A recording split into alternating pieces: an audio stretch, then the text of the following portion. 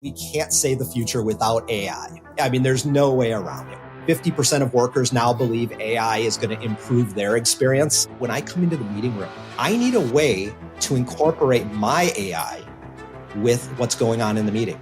It's almost a bring your own AI type of a concept. Most of what we do in our day-to-day is going to change significantly. Hear the latest AV trends and predictions in this episode of Crestron's Smarter Spaces podcast on your preferred podcast platform. Is this going to be the general death of physical media completely?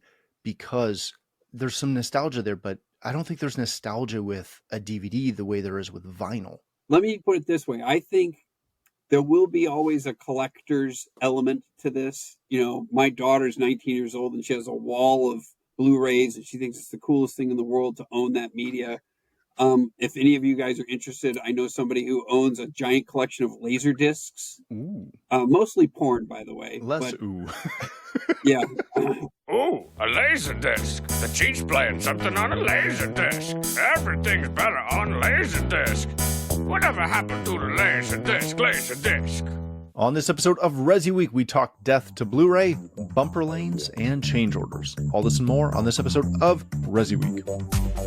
This is ResiWeek, episode 402, Ring the Bell. Welcome to this episode of ResiWeek. This is your weekly roundup of all the latest news and stories for the residential AV industry. I'm your host, Matt D. Scott for AVNation.tv, and this week I'm pleased to be joined by three of my good friends. First, we have Mr. Michael Short. He's the Senior Director of Marketing, Residential for Crestron. How you doing, Michael? Hey, fantastic. Thanks for having me on again. Great to see you. Hey, thanks for staying up late again. No problem. One of these days we'll do it when you're stateside to make it a little easier for you. Or you could just do it early in the day, you know? Why don't we do like 9 a.m. my time? No, I'm not adjusting my schedule for you. Okay. I kid. If you asked, Mitchell would do it for us. All right. Then we have Dave Chace. He's the president of Cogent360. How are you, Dave? Hey there. Great to be here. Glad to have you. And last but certainly not least, we have Mr. Jason Knott. He is an evangelist over at D-Tools. How you doing, Jason? I'm doing great, Matt. Thanks for having me. Thank you for being here.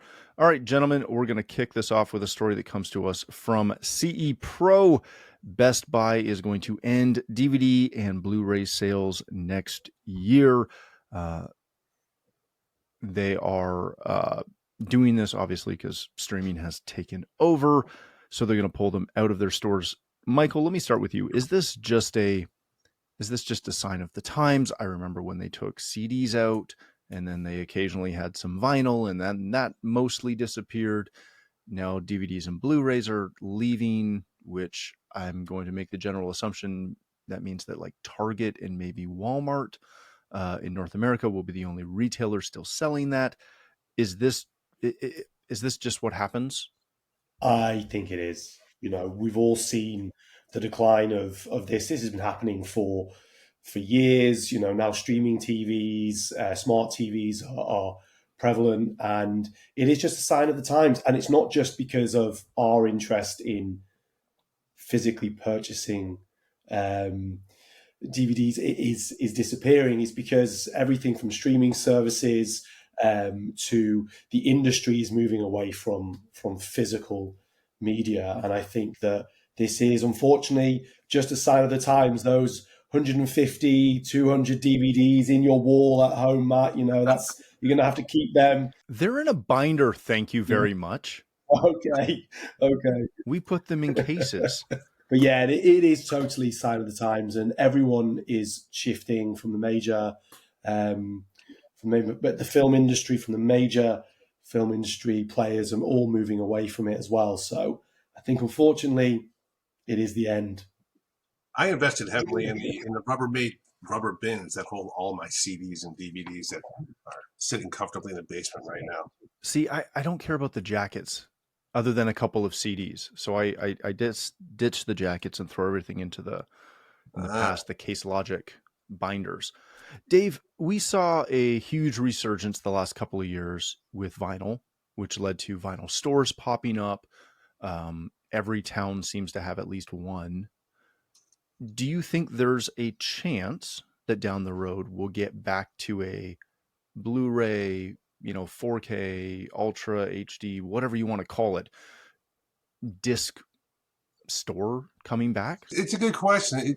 I'd be curious, how many people of the people buying albums, what percentage is it purely for the audio quality versus kind of, folks more in my generation who remember the experience of buying the album and opening it up and reading the liner notes and all that whole experience and having that still tangible in your home. I think of DVDs and Blu-rays and all that, where it's not just watching a movie perhaps in a better format like Blu-ray, but also all the cool stuff that you get with it. And will we get the same thing through a streaming service, like all the things like the Easter eggs and, all the cool stuff that you can find, the directors, interviews and all of that, particularly on the favorite movies. I really enjoy that, having that extra stuff for movies I really enjoy.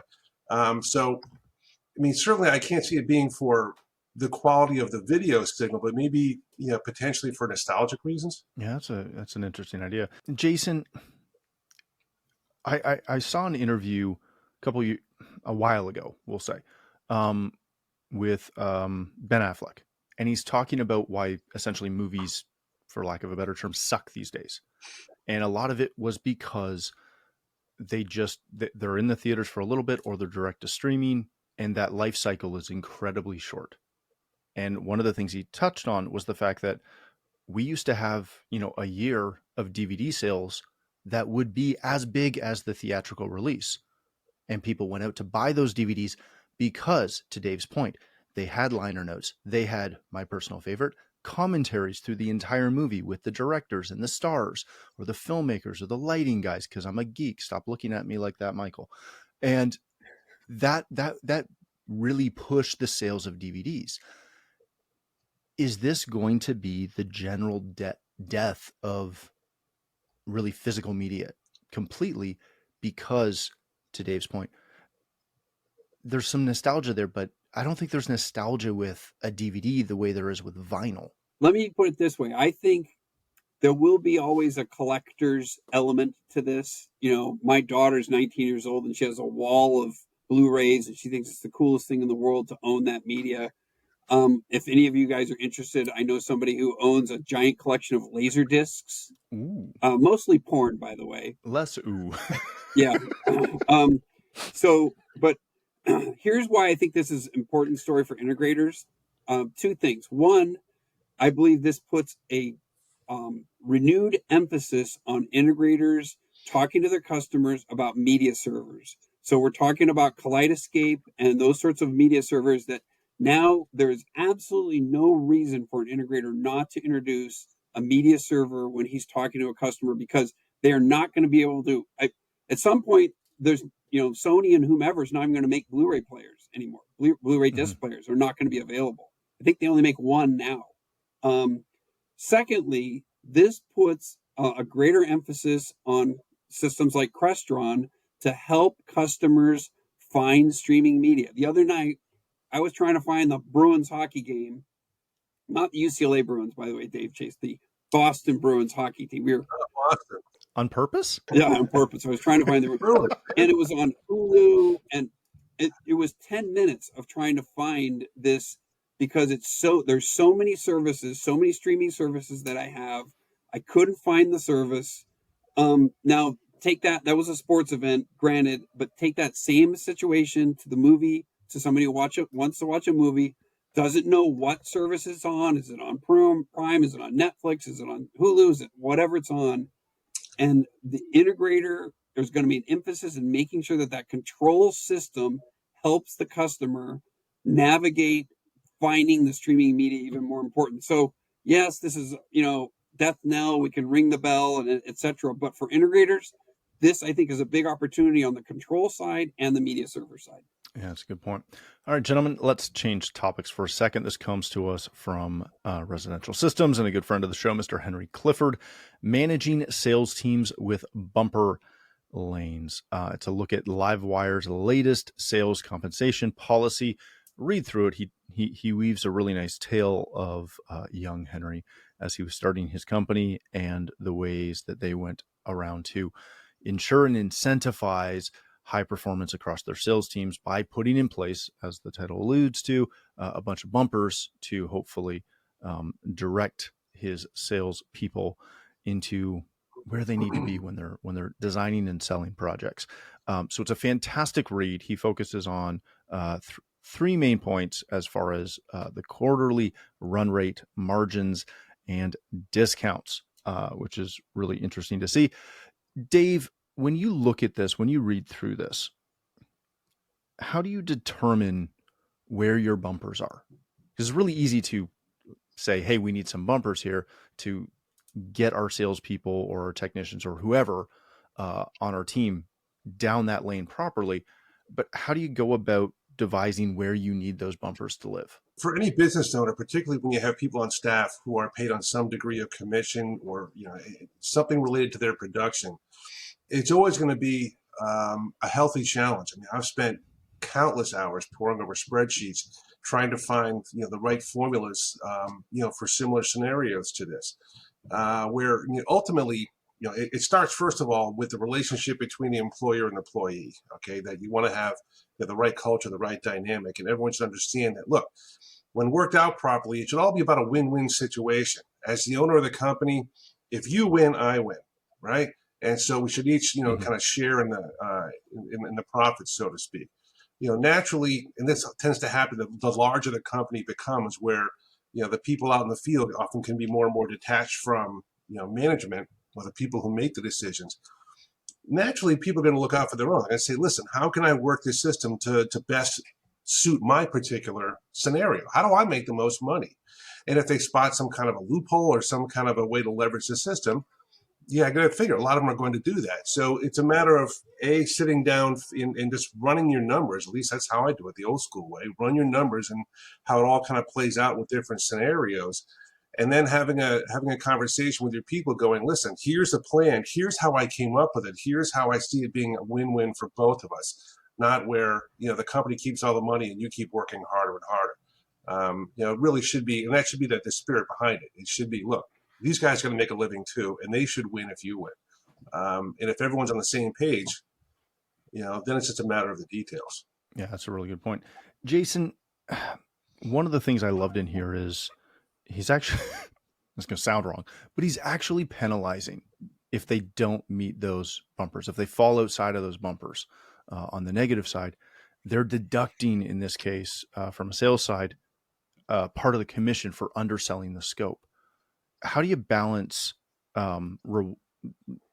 incentivizing versus penalizing? Yeah, the one thing that was surprising there for me on the sales side was how if the one salesperson didn't hit their target, then they were going to revert them to 100% commission, which is very difficult. There's a lot of people who will take 100% commission sales jobs these days. So that's difficult. Let me point out something though. There were several, I think, really key takeaways from this, and this is a must read for your listeners. They absolutely should read this article, and a big kudos to Henry for sharing this, because 10 years ago, integrators didn't share this kind of information, and the fact that he's sharing this out to the whole market is great. And Livewire is a very successful company, so I look at these as some really good metrics for dealers to compare against. And a couple of things stood out for me. One is that he had, and I was surprised by this, a 70% equipment share and 30% labor. And we had just run similar numbers for D-Tools in our mid-year report. And I actually thought, I couldn't believe that it came out exactly that. 70% of revenue coming from equipment and 30% coming from labor. And I thought that the labor should be much higher. And I know, Dave, you deal with a lot of companies, and I'm sure I'd be curious to hear what your feedback is, but his was right on that, which still shows me this reliance that integrators have on expensive equipment and potentially devaluing their labor. Whereas, electricians are flip. If you look at electricians, they're 70% labor and 30% equipment. So there's a commoditization on the labor side there. The other thing I want to ask, and I'm curious, Matt, from your company, and also Dave, I know you talk to a lot of companies, and Michael, you do too, was the metric that he had in there that his commercial projects were 2.5% lower profitability target rate than residential. And I don't know, because commercial jobs obviously tend to be bigger. But I thought that was an interesting target also, that he had an expectation of a low 2.5% lower profit margin on his commercial work than his residential work. So I'm curious to hear your feedback. But Jason, I wanted to touch on just around the 30% labor, 70% product. Now, our job and our focus as a manufacturer is making the integrators' jobs easier. So you think about Crestron Home and that platform, it removed the need for programming. Less programming for a lot of the integrators was like, well, that means less time on the job. That means, essentially less labor and therefore less revenue. So what we're trying to do with our innovations is to make it much easier for them to go in and do these jobs, to win more jobs, to do more jobs and grow that way, versus it always being program heavy, get back in programming and spend, 2 weeks on site programming downstairs in the cupboard. So our major effort from our standpoint is to make that easier. But the 70% on the manufacturer side means that it's even more important for us to make sure that they can sell at a price point that drives enough revenue for them. So it's not a race from our side. It's not a race to the bottom with regards to price of product. We know that if we build quality products, then our integrators can stand behind them and sell them for a price that is in the right category. And if they can sell them for that price, they can make a lot of money from us. And if we can, so for us, yes, we might be making it easier to go and configure the jobs, which is reducing the labor side of things. But I think we can drive up the profit share with quality products that you can charge more for. So I think that's a really interesting element with regards to that split, that number there. I saw that too and was like, okay, yeah, makes sense. It's surprising too, to Jason's point, that the equipment being the lowest margin of the three. And to take it a step further, when you have to negotiate the overall cost with a client, where does that, if the price has to be reduced, where does it come from? How many integrators are reducing their labor costs? I'm thinking that's guaranteed profit. Are they taking the money out of the equipment? Are they taking it out of the labor? Where is that reduction in cost coming from? Are we simply just taking some products out and that makes it easy? Or am I negotiating the number of, the price per hour or whatever? Jason, I agree with you. I always thought the model was much more weighted towards labor, which is pretty much guaranteed profit. So that was surprising. I know, there's different ways you can handle the equipment side, but there's only so much profit you're ever going to get there. And the really low margin stuff like video displays and so on, while they've gotten better, are still, I know integrators are saying, listen, go buy a TV, I'll install it, but you go buy it somewhere because I'm not going to go try to compare price with everybody and give you the best deal and so on. It just seems like equipment, cyclically, it's just almost always a race to zero unless you're going with the really, high end stuff. Yeah, don't get me wrong. I'd love it for every integrator to go out and sell a $250,000 projector and a $100,000 video wall in the home. Right. That's awesome. That's great, and those sorts of things skew the equipment percentage higher, which is great. But I actually, like I said, I was surprised. I thought that it would have been at least 35% labor at this point, but it isn't. And if you have to sell more gear, there's a lot of ways you can get your guys to sell slightly more profitable gear too, but that's a whole other conversation. Well, and that's a good point though, because we find in our company, on our commercial side, when we're doing the basic commercial work, our margins are more out of skew even than this, right? And our gross profit would be, again, a couple points lower than this as well, because it's generic commercial. If we're doing more boutique or specialized commercial, whether we're building, right now we've been doing a lot of streaming systems, and actually we've been doing a lot of like media booth studios, right? Like multi-purpose content creation studios for some companies. There's not a lot of people in that field, and there's not a lot of super low cost products in that field. So we do very well in that on the commercial side, but our product to labor rate is, again, very similar to what Henry's got. What has made that even more telling to me is a couple of years ago, we opened a millwork company that does fabrication. And on that side, it's almost all labor. To your electrician example, we are so heavily skewed in skilled labor compared to product. And then our deliverables are, again, there's tons of labor and a couple of screws on site, and that's all you use. It's been very interesting to contrast the two companies that we now have, where we're seeing the guaranteed profit from labor obviously is significantly higher in our millwork company than it is in our AV company, because it's nothing to sell a $100,000 AV project that has $70,000 in gear and 20 grand in labor, because that's all it takes. Because for one of the broadcast things we were just doing, it's nothing to spend 70 grand on cameras and infrastructure, and then it takes 2 days to install. So yeah, I'd love to boost labor on that, but it's hard. So it's a very interesting article. All right, let's hit this last one of the day, and then everyone can get on with what they're doing. This comes to us from Residential Tech Today, and another good friend of the show, Mr. Jeremy Glowacki. D-Tools data shows change orders can be lucrative. On those change orders, they got a fancy graph here that shows that they've earned 40% of those change orders earned positive revenue. Only 8% lost money and 49% broke even. Great little article, and there's a link to the report so you can go download that and take a look at that as well. Jason, let me start with you on this one, because obviously you work at D-Tools, so hopefully you know something about this one.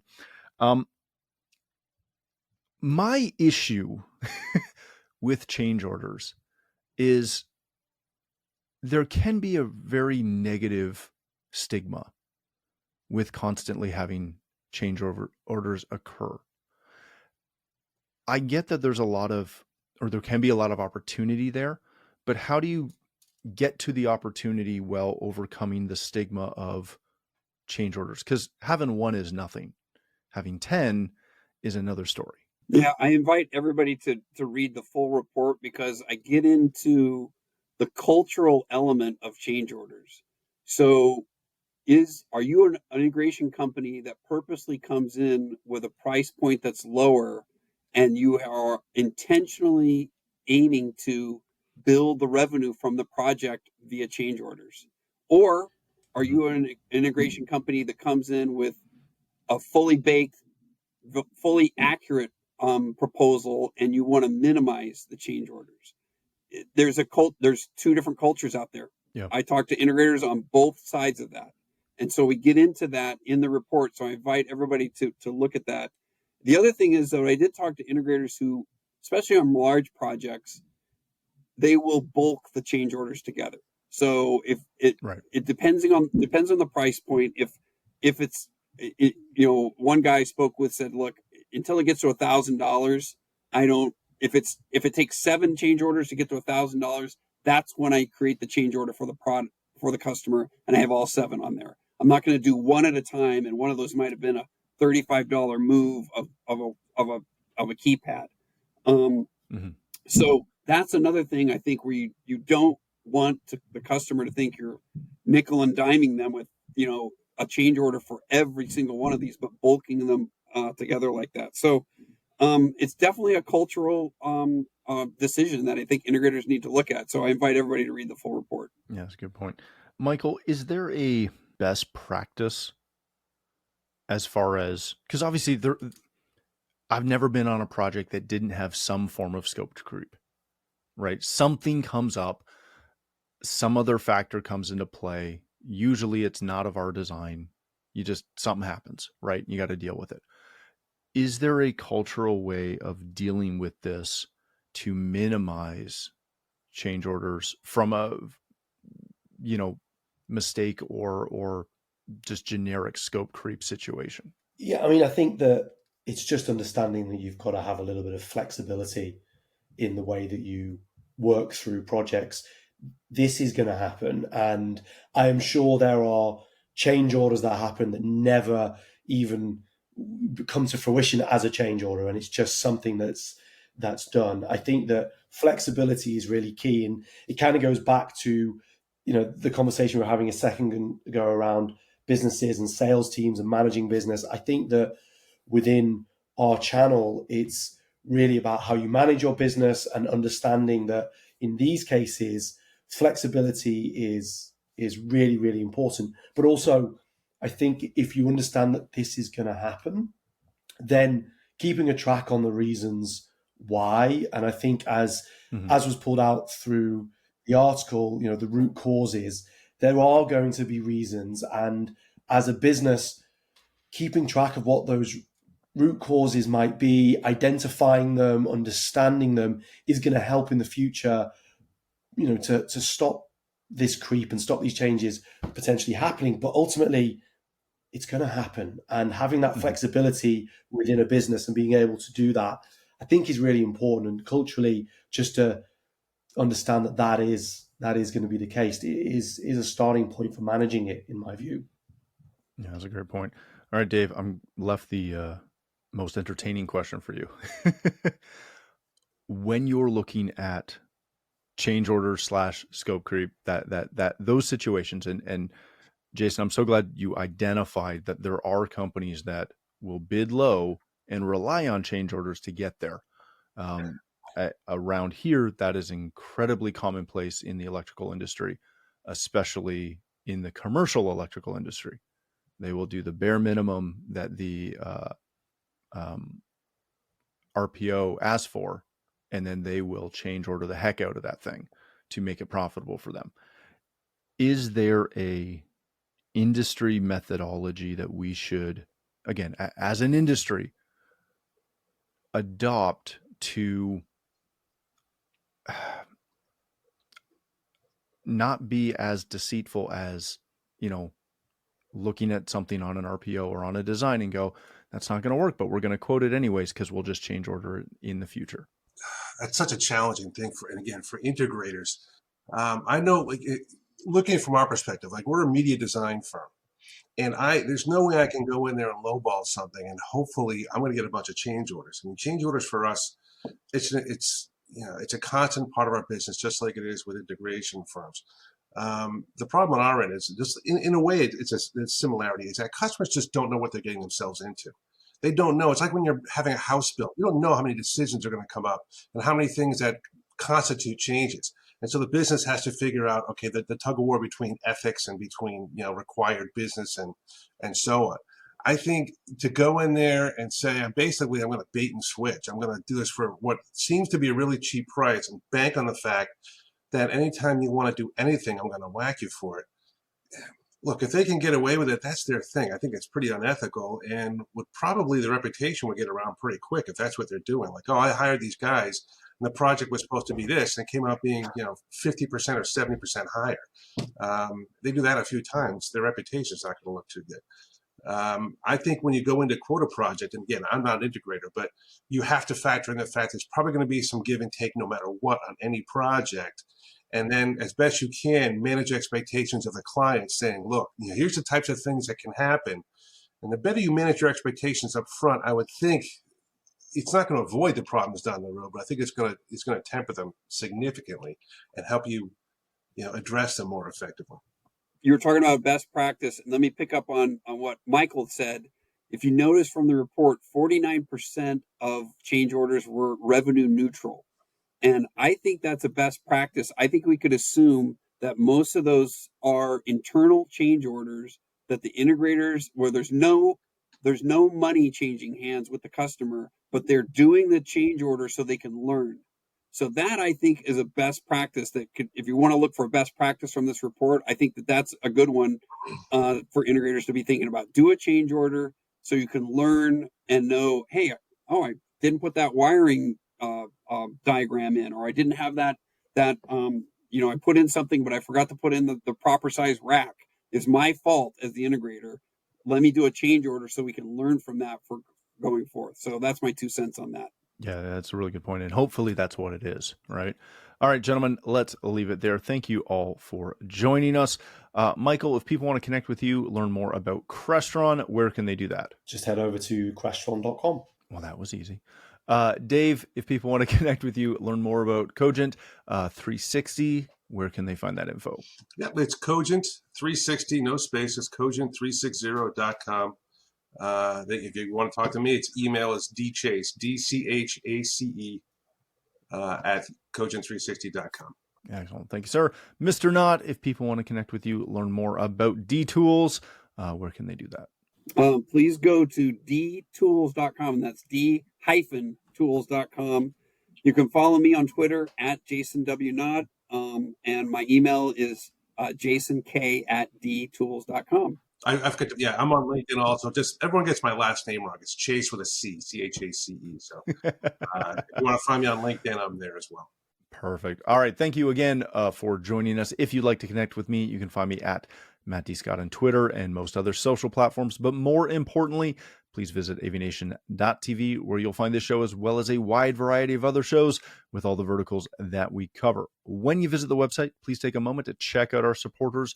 We are extremely thankful for their support and ask that you check them out as well. Thanks again for watching. That's all the time we have for this episode of ResiWeek, the network for the AV industry. What are you listening to? This is AV. This is AVNation. This is AVNation. Hi, this is Jennifer Goodyear and Erica Carroll from the Women in AV podcast, where we are encouraged by the incredible stories of women in AV. Listen in on fun, empowering conversations as we chat with inspiring women, breaking barriers and creating their own path in the industry. Check out Women in AV on avnation.tv or wherever you get your podcasts.